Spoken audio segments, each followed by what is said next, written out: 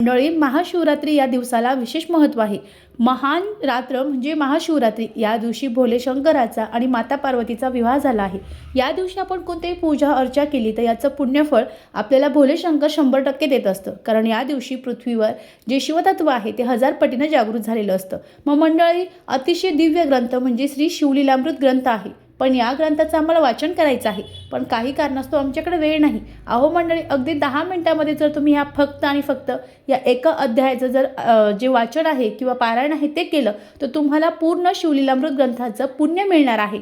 यामुळे आपले असहाय, आजार, दुःख, कष्ट नाहीसे होणार आहे. आपली एखादी खूप दिवसापासून इच्छा आहे ती सुद्धा 100% पूर्ण होणार आहे. अतिशय प्रभावशाली हा जो अध्याय आहे, या अध्यायाचं जर आपण आजपासून कंटिन्यू 21 दिवस जर जे 21 दिवस जर याचं पठण केलं तर 100% तुमची कोणतीही इच्छा असू द्या लवकरात लवकर पूर्ण होणार आहे. मग तो अध्याय कोणता? तर आपल्याला शिवलीलामृतमधला 11वा अध्याय अतिशय महत्त्वाचा आहे.